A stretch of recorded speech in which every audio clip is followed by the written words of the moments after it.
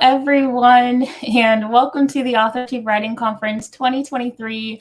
Check your programs to make sure that you are in the right session. This is how to know if your manuscript is a dumpster fire, preparing for an editor. In this section, we will focus on what qualities make your story a dumpster fire. We'll dive into what each type of editor does and when you need them, the etiquette of working with an editor, and we will learn a little bit more about how to self-edit your work.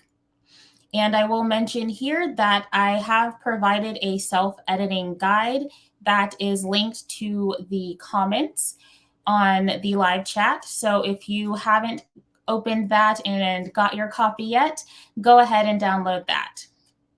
And if you're watching on the replay, that link is in the description box as well.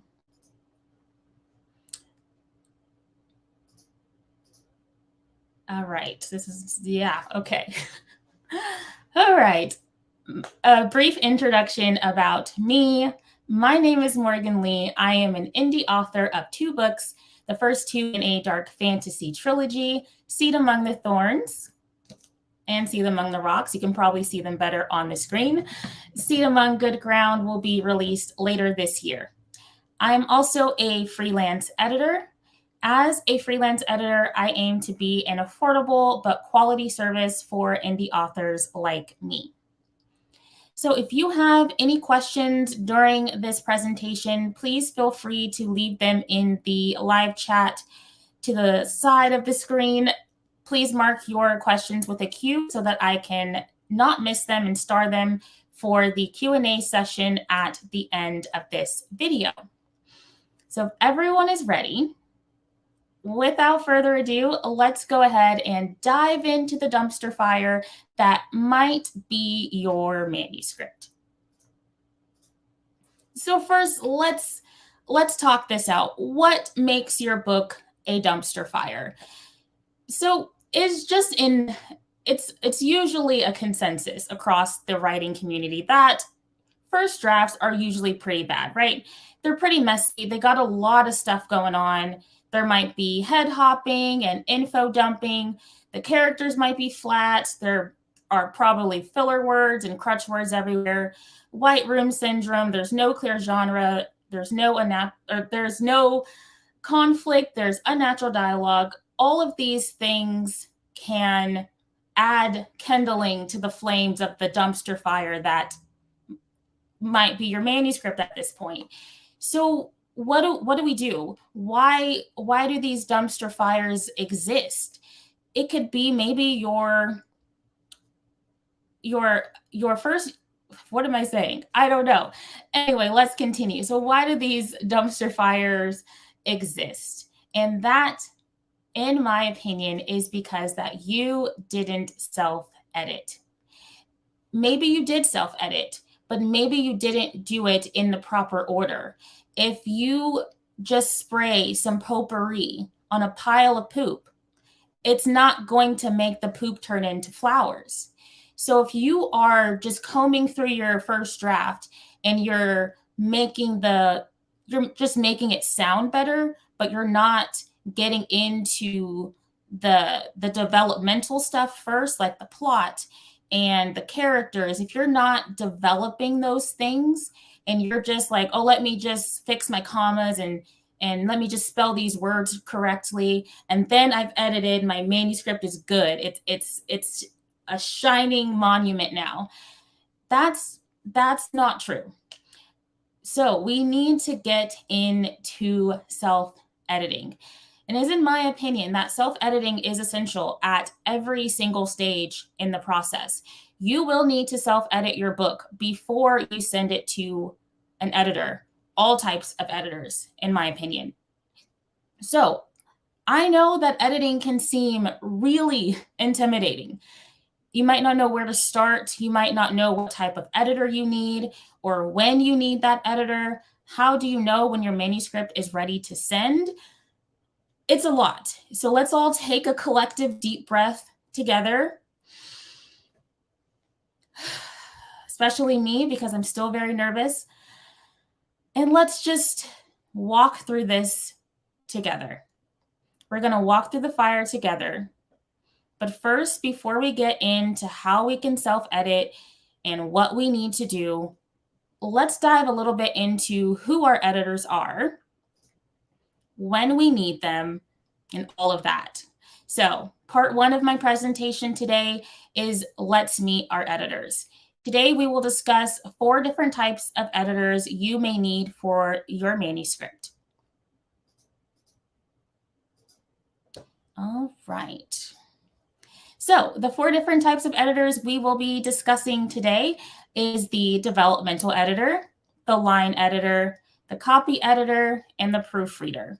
So all 4 of these stages are very different.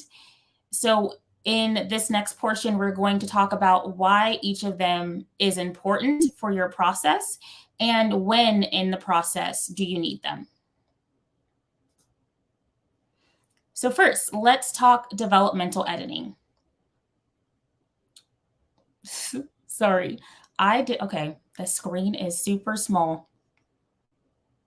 Hold up. Oh, okay, let's not do that. I can't read that from here. Okay, minor technical difficulty. Don't look at the girl behind the curtain. Okay, all right, hold up. I can't read that on the screen. It's really tiny. I need to pull up a version I can read. Okay, all right, let's continue. Okay, so now that I can read it, according to readsy.com, developmental editing is a phase in the book editing process where editors work with authors to resolve big picture issues in their manuscripts, including plot, form, structure, and character. So why is developmental editing important? Developmental editing is essential to get the story and the characters where they need to be. Readers read books for characters and plot. Like my analogy earlier of spraying potpourri or Febreze on a pile of poop, you can't just fix up the punctuation or the grammar and have the story and the plot and the characters not be solid. So developmental editing is extremely important. When do you need a developmental editor? So a developmental editor is usually the first step in the editing process. This phase is usually done after you have completed a first draft and probably a self-edit as well. And then next, because I am an indie author and I don't have a ton of money and I'd like to be an affordable resource for my own clients, I included a section on how you can possibly save money. So do you need to hire a professional? If you don't have the funds, here's a workaround for how you could get some developmental editing without hiring the professionals. So if you're looking to cut costs, enlist the help of alpha readers, critique partners, and beta readers. Having these early readers is beneficial to your writing process and in some cases can stand in as a replacement for a professional developmental editor. And some quick definitions if you are unfamiliar with some of the words that I use. An alpha reader is a reader who is an early reader who reads maybe the first or second draft of a manuscript and provides feedback on the story from a reader's perspective. A critique partner, on the other hand, usually another writer who provides feedback on your manuscript. You'll exchange work with your critique partner and you'll usually critique each other's stories. And then a beta reader is a reader who usually gives feedback, story feedback on the book after it has been through a few rounds of edits. And they're also looking at your story from a reader's perspective. All right. So just a little tip from an editor. Do not send your editor your first draft. Please just don't do it. You will end up paying more for something you could have caught yourself. Self-editing is necessary. Now we move on to the next step in the editing process, and that is line editing. So what is line editing? According to, I believe this is also readsy.com. Let me see. So this is from JerichoWriters.com, actually. Line editing, in its most simplest definition, deals with editing for purposes of flow, style, readability of the manuscript. It's literally looking at your manuscript line by line. And contrary to what many believe, line editing does not include grammar, spelling, or punctuation errors. So why is line editing important? So line editing is necessary for improving your manuscript's readability and addressing tone, style, and word choice. When should you incorporate a line editor into your process? So a line editor is necessary when your manuscript has been developmentally edited, critique partnered, and or alpha read. So the story has already had a lot of eyes on it, is mostly solid, and you just need some help in like the narrative and the prose. So your story is pretty much solid. And then saving money. In my opinion, I think that utilizing your critique partner might be the best way to cut costs in this phase of editing, just because I find that other writers will be more equipped than, say, somebody who simply reads to catch things like crutch words or filler words, or tell you different tips on pacing, tell you spots where maybe it's slowed down a little bit.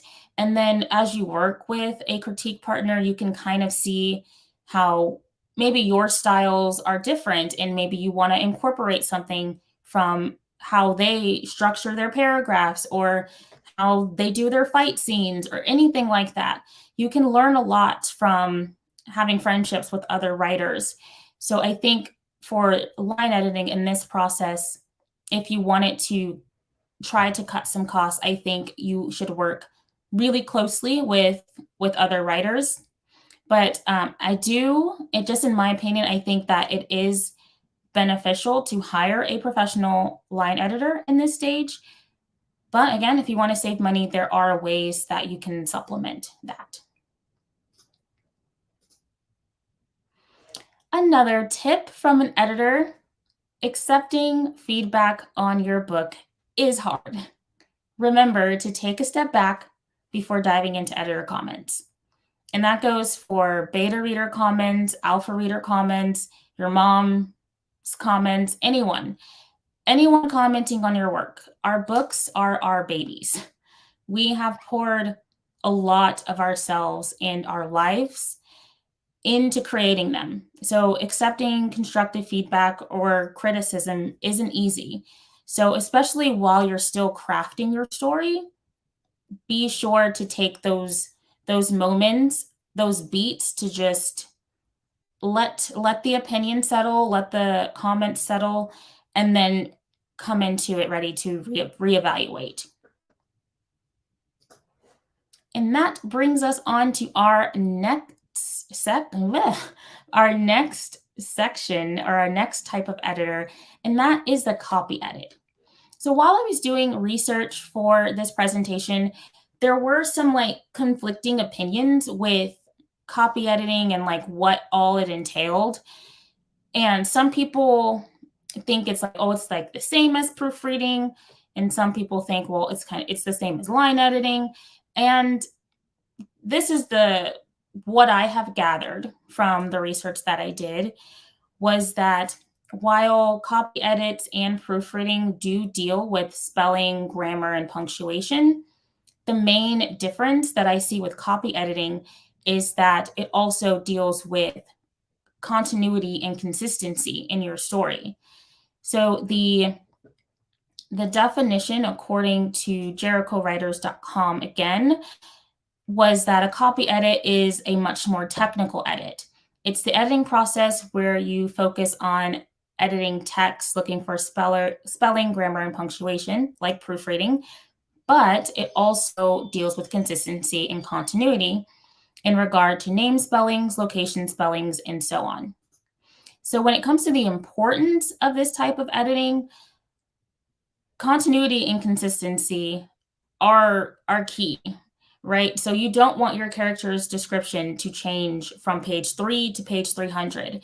When I worked with my copy editor for this book, she gave me a style sheet with like words that I used a lot or how many instances of the word there were, if I capitalized this word on this page but didn't on this page, like everything, like just making sure that my character descriptions were the same, my location descriptions were the same, my spelling of, because I write fantasy, so my spellings were all the same throughout the whole entire manuscript. So in my opinion, I think copy editing is extremely important to the process, and it usually comes after the line edit. So in reference to timing, it comes after the line edit when your book is like done, and you're just making sure that everything flows. So for this one, for saving money, again, for just your process as a whole, I do think that it is essential.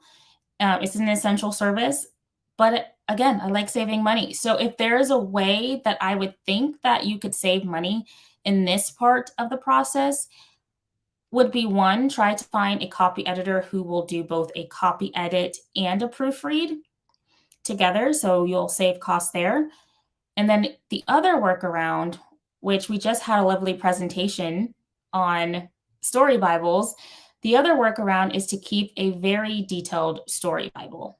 So since copy editing is, in my mind, and I'm pretty sure from the definitions that I've gathered, that it deals with continuity and consistency, if you want to make sure everything is consistent and it's flowing well, you need to have a record of everything in your story. So you need to have that story Bible so you can be like, okay, what does she look like? What's the climate in this location? What color is his hair? Did this character die? Because I have resurrected a character in this book before I realized he died in book 1. So stuff like that. I had to go back and read my book or do find and replace on Microsoft Word to figure out, when did this person die? How did they die? Like, and that's a waste of time. And if I would have had all of that information just ready to go, I wouldn't have had to do that. So that is my tip for that one. Insert another tip from an editor. Cheaper isn't always bad, just as expensive isn't always better. Do your research when choosing an editor. Because just because you paid thousands of dollars, editing, the span of cost for editors is like really wide to me. Like you can pay thousands and thousands, like $2,000, $3,000, $4,000 for an edit, but that does not automatically make it the best. And just because somebody is maybe not charging a lot because they're just starting out, or they just don't feel comfortable charging those skyrocketing prices, that doesn't mean you're not going to get a quality editor. You have to look at things like their portfolio or like their testimonials and how they worked with other clients. You can't just go off the sticker price. So just keep that in mind as we get into our final editing process or editing stage that we are going to talk about today, and that is proofreading. So proofreading, according to, I believe I got this definition from reedsy.com. Yes, proofreading, where am I? Proofreaders ensure that your book is free from spelling mistakes, grammatical errors, and other issues that could spoil a reader's enjoyment of your writing. That definition encompasses the importance of a proofread. Typos are distracting. You don't want to pull your reader out of the story for any reason whatsoever. You want them engrossed. You don't want them clunking over, the spelled TEH 17 times on the same page. You don't want them put off by like a comma after every word for some reason. You need to get the manuscript as clean as possible, because if you don't, it will mark your book as unprofessional, especially if you are indie publishing. So proofreading is very important, just like every single step in this process. So as I said, with timing, editing or proofreading is the last step in the editing process. And it is the final thing, last check before it goes out to print. And then for saving money, you can utilize tools like Grammarly, Writing Aid, or the editing feature on Microsoft Word. And then here, I also wanted to mention something that Shannon did with her current book that you can fund on Kickstarter if you haven't already. That she did with that, she did a typo buster team, which I think is brilliant, where she had like her newsletter subscribers, where people sign up to read her book and find as many typos as they could. And I think they were entered in a giveaway or something. I don't remember the details, but it was something like that. And I just think that is, one, a good way to connect to your audience and get them involved in the process. And then two, you can have multiple eyes on your book to, get the rest of the stuff that people miss. The computer isn't perfect. Grammarly is not perfect. Writing Aid isn't perfect. And your editor is not perfect. An editor is not going to find every single mistake. They might miss one. It's happened in traditionally published books. Who here has been excited when they found a typo in a traditionally published book? I have, because I'm like, wow, human, like mistakes happen. So as many eyes as you can get on your manuscript is essential. It's important. Okay, next. Wait, did I go backwards? I went backwards. Next, we are going to move on to the next section of our presentation. I'm going to take a drink of water. Everyone should hydrate. Okay, now that we have all of our definitions out of the way, I want to talk about self-editing. So hiring an editor is not an instead of thing. You will have to get really, really good at editing your own work, not only to save you money in the long run, but to improve yourself and improve your craft as a writer so that your next first draft won't be as messy. So in this section, this is where I will mention my self-editing guide that is linked for you. And, I just hope that the information that I'm presenting this way, you can use to create an editing plan that is good for you. Okay, and I just want to take this time to say that editing and revision should be fun. It is fun. I know so many writers out there, so many of my writing friends love the drafting stage. Like, they are in love with it. And revision editing, they're like, throw it in the trash. I don't want to do it. That's like getting a root canal. And I understand that, because for me, it's the opposite. For me, drafting is like that root canal. But when it comes to revision and editing, that is where my mind expands, because editing and revision is taking those nuggets of ideas that you've created and making them make sense. It's following those stops on a roadmap and connecting all of the dots. It's finding those pieces of the puzzle that you have created and seeing where they fit. Editing should not be this restrictive thing, like I have to follow this formula in order for my book to be perfect. Perfection does not exist. You are just trying to tell the absolute best story that you can. So to me, like, editing, revision is magical, because it is where your idea becomes something else. So in this portion of the seminar, I want to give you a detailed step-by-step process that I have developed for my own self-editing process.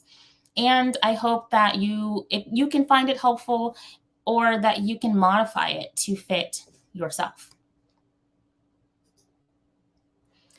All right. So again, and now it's my third time saying it. So download it.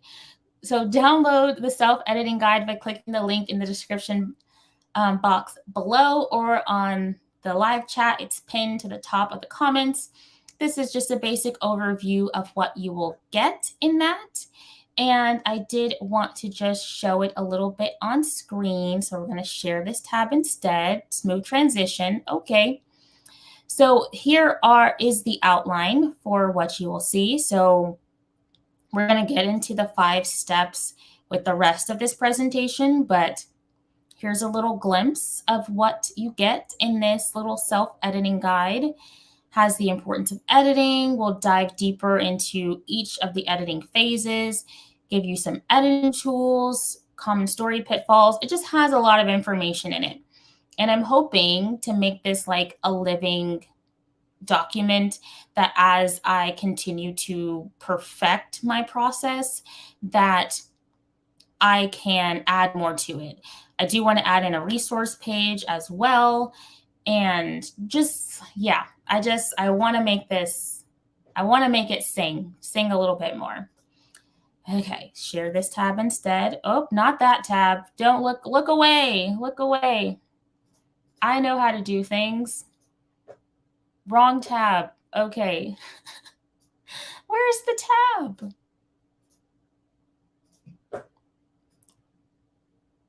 Okay, this tab. Nope, not that tab. This tab. Share this tab instead.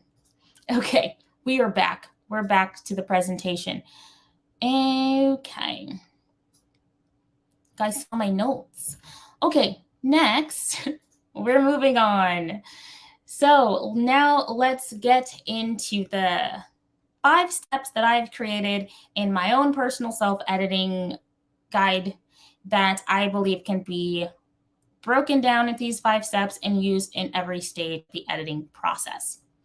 Those 5 steps are: step 1, notes; step 2, planning; step 3, implementation; and step 4, read through. Why did I say that like it was final? Step 5 is the last step, and that is rest and repeat. So let's dive into that a little bit deeper. All right. So here's where I mentioned that I accidentally deleted the video that I had where I was editing a chapter from my work in progress from like first draft to final polished draft. So yeah, I deleted that video by mistake. So we don't actually have a walkthrough. So I thought instead that I would show you a little bit about breaking this down. But I will do that at the end of us going through the 5 steps. So I'm just going to throw up a document where I took all of the notes and I planned and everything. And then I'll show you a little bit on my Scrivener document, and we'll just dive into that. So yeah, continuing on. So step 1 in this process is notes. So in this step, let's get brain turned off for a second. Okay, on this step 1, notes, you are not making any actual changes to your manuscript yet. All you're doing now is taking notes. So what are you taking notes on? Also broken this down into 5 parts because 5 is a nice number: plot, character, world building, setting and description, and timeline.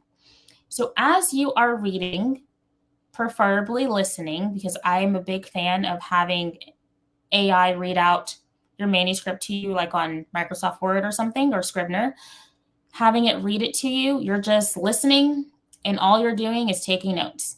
So if you notice something about the plot that is off, If you notice that this character is made a decision that's out of their character, if you notice that you didn't describe this setting correctly, if you notice that your timeline's off, whatever you notice. So all you're doing, you're just engrossing yourself in your story, you're listening, you're reading, and you are thinking about plot, character, world building, setting description, and timeline.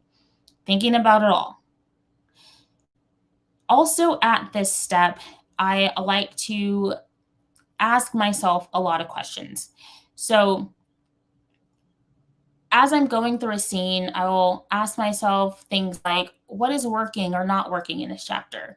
Does my character behave consistently throughout the story? Are there places I can increase the tension? If so, where and how? So, this stage is just about getting deep into your story and just figuring out things that might not work or things that you could try and do differently. What if this happened instead? What if that character did the opposite of what I already have them doing in this scene? So you're just going to write down everything you can in this section. You're not making any changes to the document. You're just notating. So the next step in my process is planning. So I have separated this into 2 sub-steps. So step 1, planning, has been split into creative. So I consider developmental and line editing as creative, and then technical is copy, edit, and proofread. So if you are doing a developmental edit, you're going to be looking for the following things, as I said on the notes slide: plot, character, world building, setting description, timeline, and asking yourself a lot of questions. If you are going through and you're doing a line edit, some things you want to notice when you are line editing is the narrative, the prose. Are you switching tenses when you're not supposed to be? Is the point of view off? You're looking at your word choice and your dialogue, your passive voice, crutch words, filler words. You're looking for all of those things to make the writing sing. So developmental, you're looking at your story issues. Line editing, you're looking at making the writing come to life. So that is the that is the planning stage for this. So in this step, you are also going to compile all of those notes that you took in step 1, and you're going to make a plan on what you want to change and how you want to change. I did want to say that, remember, nothing is set in stone. You're free to change your mind. You're free to go a different direction. Just because you write it down does not mean you have to stick to it, and that's the way the story has to go. Nothing set in stone. You can change it if you like. So the second part of the second step is the copy, edit, and proofread. So we're still in step 2, where we're on the technical side. If you're doing a copy edit, these are some of the things you would want to look for when you're going through and you're taking notes and you're planning. So you're going to look for consistency of description in places, characters, word choice, capitalization, and spelling.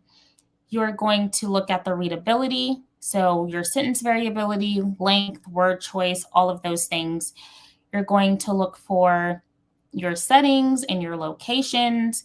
You're going to search for wrong words and homonyms and homophones, so words that are spelled the same, but they mean different things, or the words that are, you know what I mean, homonyms and homophones, you're using the wrong word, or those instances where the word is spelled correctly, but that's not the word you meant.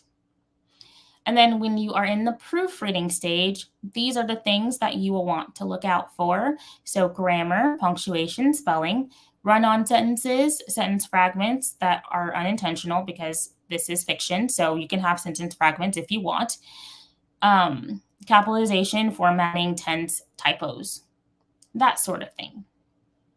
So when it comes to proofreading, I don't tend to move through all of the steps in the same way. I don't feel like I need to take notes, or in the proofreading stage, you can just kind of jump right into planning. So like maybe marking where you see them and then moving on to our third step, which is implementation.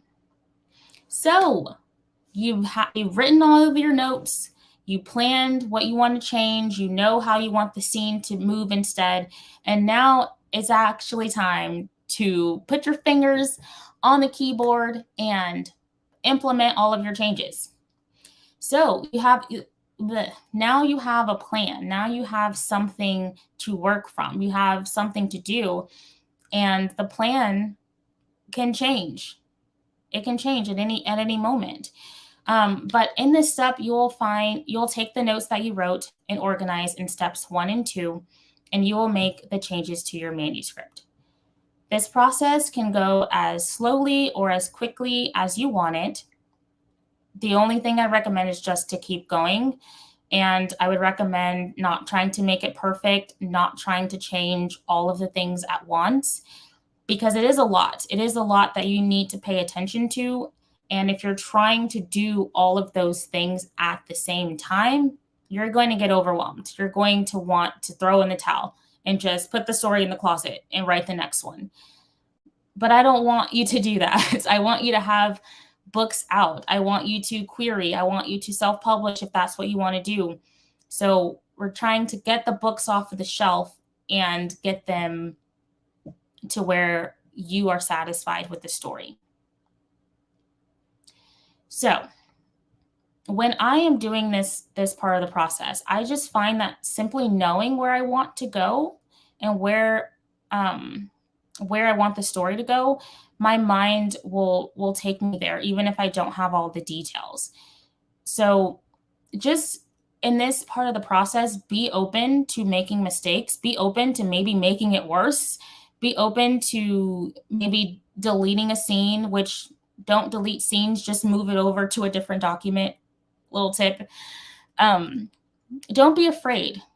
Don't be afraid of this process. This should be a creative process, a fun process. So I just want you to enjoy it. Okay, and then we reach the last 2 steps of the self-editing process, and that is read through.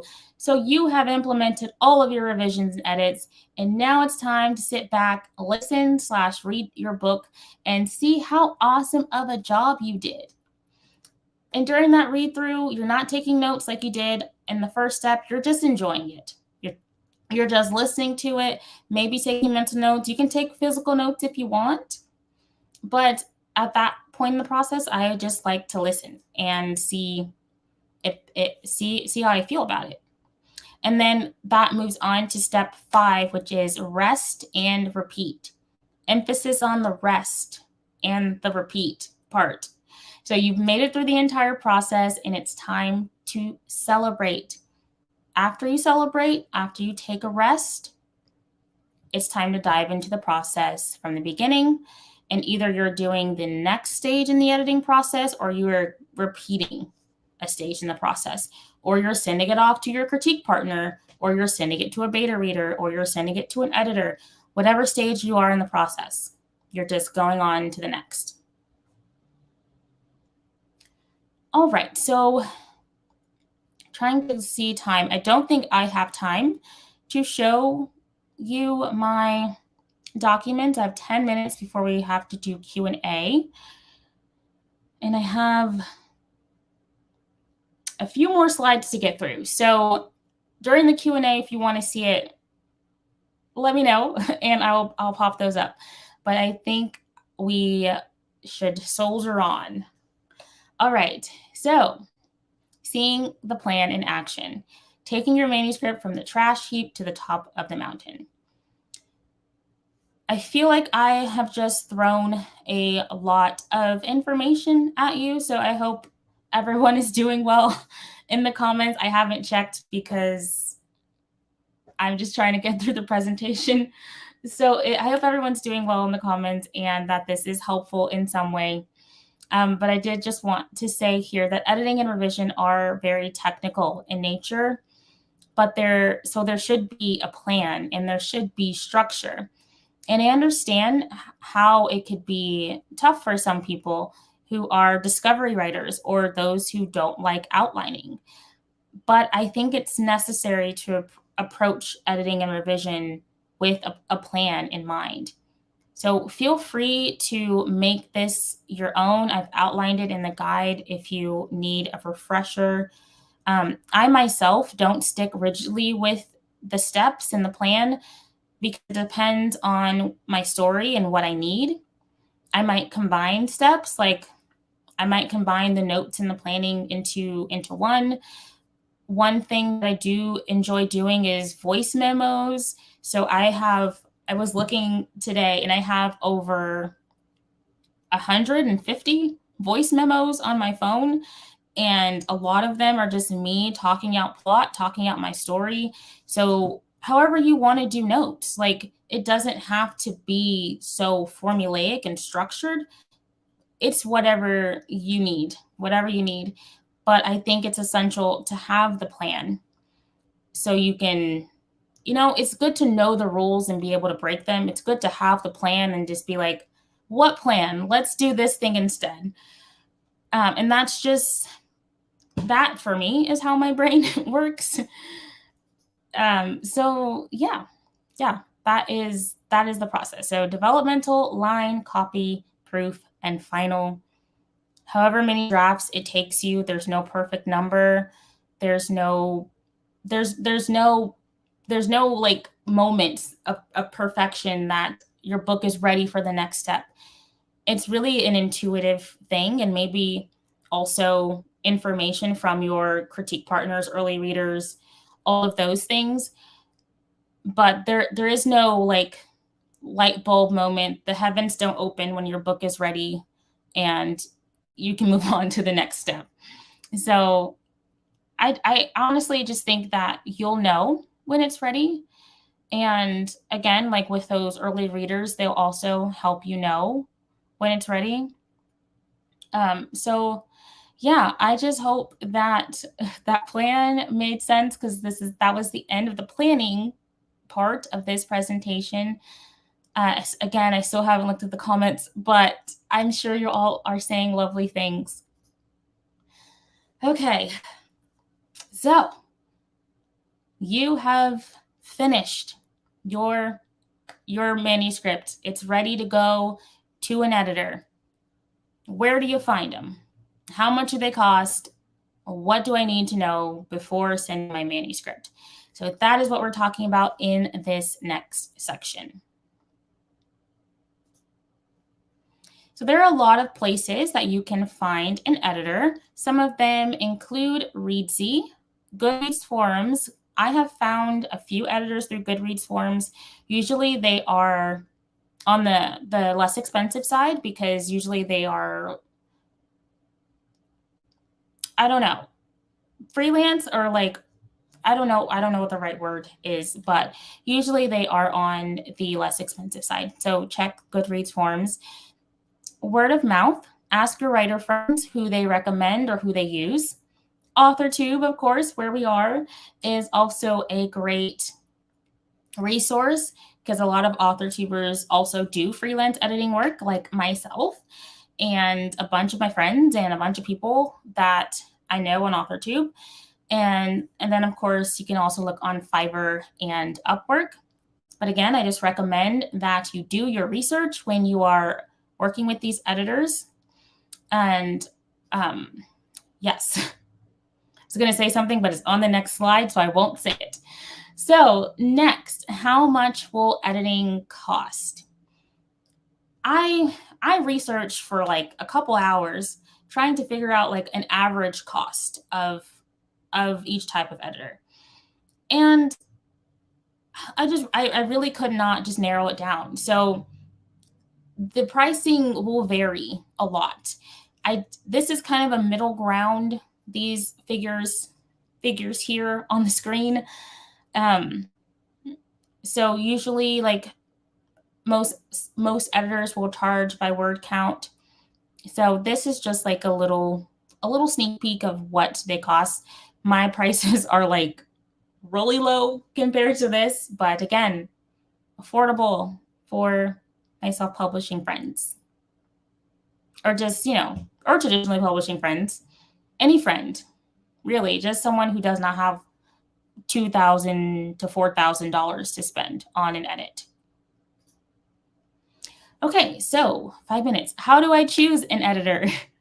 So choosing an editor, you will want to keep these things in mind. So keep your return on investment in mind. So if you're self-publishing and you spend $6,000 on your edit and then you make $200 on your book sales, you're not going to make that money back. So you want to cut costs at the beginning. So look into how much you can actually afford to spend on editing. Again, look at the editor's portfolio and testimonials. Ask them if they offer a free sample edit. If they do not offer a free sample edit, I would be a little weary of working with them. Usually the free sample edit is probably a chapter or a certain number of words. So yes, do that. Keep in mind that some of the editing steps can be supplemented with the free or lower cost options that I mentioned earlier in the presentation. Consider your timeline if you're self-publishing or if you're querying or if you are, I don't know if they still do like PitMat or things like that. But if you're submitting to something, like keep in mind when are you publishing or querying or whatever you're doing, and give yourself time to go through the feedback and make the changes. Also keep in mind how much they charge and how they charge. Do they charge by the hour, by the word count? Do they have a flat rate? Are they going to offer or need a deposit from you before booking? These are all the questions that you need to ask before you go with an editor. Another thing that's not on this is if they have a contract. I do have a contract with my editing services because I just want to make sure everything is clear. But some editors I work with do not have a contract between client and editor. So yeah, just keep that in mind as well. And then I also have the list of most to least expensive in the editing stages. Okay, and I believe this is the last point. The last point is formatting. Just basic formatting. I think this is pretty much industry standard. Each editor may have their own requirements, so please be sure to ask. For me, this is what I require for submitting my, documents to me. So 12, pretty standard, 12-point font, a serif, like Times New Roman, double spaced. I do have another slide. Okay. Anyway, this is the formatting requirements. Okay, so then congratulations. You have picked an editor, you have sent them your manuscript, and now all you have to do is wait for the feedback to roll in. So once that feedback does roll in, you are going to want to know how to handle and how to implement your editor's feedback. So handling feedback. I've mentioned this already, but you're going to want to take a step back. Remember that you do not have to accept or agree with all of your editor's notes, but if you are rejecting every single thing your editor says to do, you might want to take a personal note and feel like maybe I'm not ready to accept this comment yet, and just take more time back. And then implementing the feedback. You'll want to read through your editor's notes, decide what you will change and what you will accept, make the changes, and then do the final read through. And I have made it. That is the end of the presentation, and we are now going to open up the floor for the Q&A. Thank you so much for joining me today. I really hope this has been helpful. I'm going to go look at the comments now. So the Q&A, 10-minute Q&A is happening right now. I just wanted to say here, thank you to Shannon and Margaret for a fantastic AWC. Thank you to Fictionary for sponsoring. And now we can look at the comments again. Woo! Okay.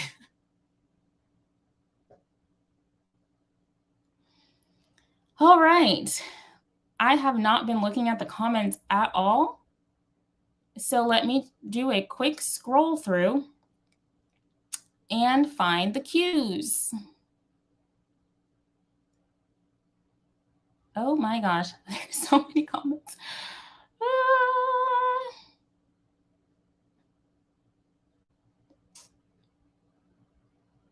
Okay, found one. From Barrett, asking, as an editor, what is one piece of advice you would give someone working with an editor for the first time? If you're working with an editor for the first time, oh gosh, okay. Again, I kind of feel like what I said in the presentation, like be sure that you are ready to receive feedback and know that they might say something that will hurt your feelings. It's almost a guarantee and a given, but they are essentially going to be helping you with your story. So please try to keep that at the forefront of your mind, and don't take every suggestion as a personal attack. That's my tip. Next question. As an editor, what can I do to make your job easier so that I get more efficient work from an editor and help reduce cost? Yes, this is where self-editing comes into play. Because one thing is like word count, because a lot of editors charge by word count. So if you don't go through and like get rid of all those extra words that don't need to be there, like the crutch words and the fluff and all that stuff, you're going to have a longer manuscript for one, and then that's going to cost you more money. So that is my main thing. Like self-edit your work, have other eyes on your work, and give an editor the cleanest draft that you possibly can, because one, you'll be a better writer, and then two, you'll save money just based on that. Okay, next question. How many drafts should, I kind of want to go back to this format. Hold on. How many drafts should the average author go through before sending it to the editor? See, this I'm not sure, because I don't think that there's a certain number of drafts that you need to go through before sending it. I think when, like how Esther's like, breathe in, breathe out. Okay. I think you'll know when it's ready. I will say that if you are the only eyes that have been on it, it's not ready.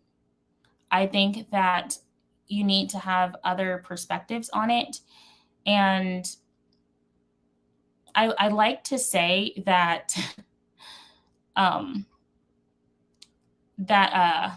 what, oh my gosh, the thought was just gone. I don't know, but there's no perfect number of drafts. Yeah, I'm sorry. I'll go to the next question. Okay, I'm sorry, Rachel. I'm sorry. Okay. Question, scrolling for the question. Question, Barrett. How should an author think about disagreements with their developmental editor? How can we know when we need to listen? This is a good question. Okay. How should you know when you need to listen? Okay. I feel like with this, this is a hard question, Barrett. Oh my gosh. I'm gonna have to do a separate Q&A later. Okay.